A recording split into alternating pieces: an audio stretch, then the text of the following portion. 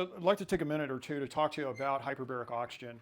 I've drawn on this whiteboard a very simplistic drawing of a little air sac that's the end point of your lung called an alveolus, and then a blood vessel, which we're showing in longitudinal cross-section down here. The main function of the lung is to bring oxygen in through the air that you then pass and attach to red blood cells, shown by this donut with little O2, which is oxygen. And at the same time, take the CO2 that your body generates as it burns oxygen and glucose to make ATP. That carbon dioxide is then moved across into the lung and then breathed out. That is the function of the lung and how it works. It's a passive system, which means it responds to increasing amounts of pressure. The higher the pressure, the more force there is to move, for example, that oxygen out of your lung and absorb it into your bloodstream.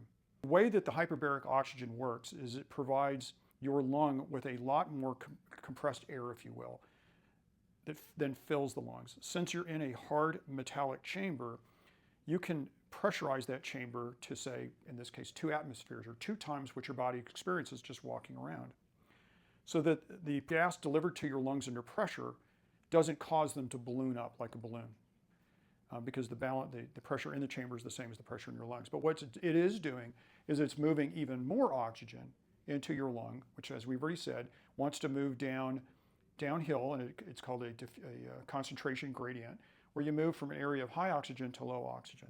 As you breathe air outside of a chamber, your red blood cells want to grab the oxygen and hang on to it till it's released to the cells at some point in your body.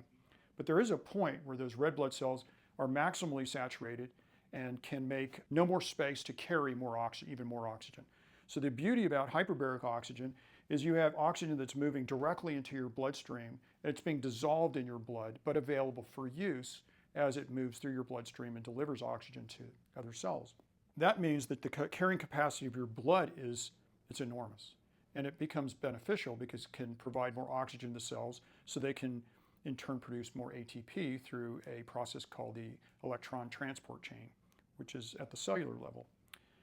This is particularly helpful in disorders where oxygen delivery is a problem. So think people who might have barriers to the oxygen moving across the gradient, thickened walls of your alveoli, for example, so inflamed lung diseases.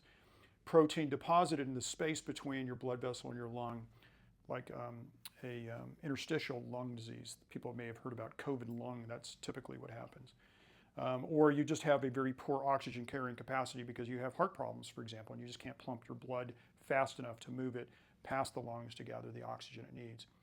Some of the most dramatic effects are seen when you pair oxygen or hyperbaric oxygen therapy with wound care. So for example, folks who have very poor blood supply to their feet, the diabetics, who get infections, they tend to benefit because you don't have to rely on blood flow per se and red blood cells per se to deliver the oxygen they need to keep their tissue alive.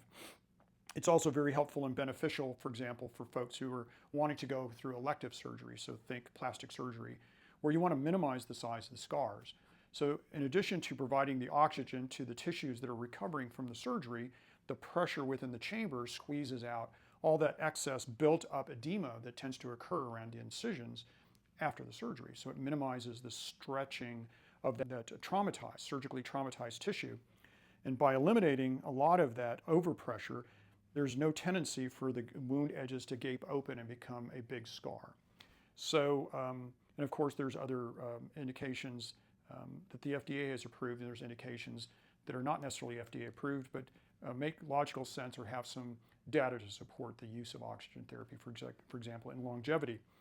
So if you would like to know more about how hyperbaric oxygen fits in our proven systemic approach to wellness, please feel free to schedule an appointment or visit us at LVLongevityLab.com, where we can talk about this at length. Thank you.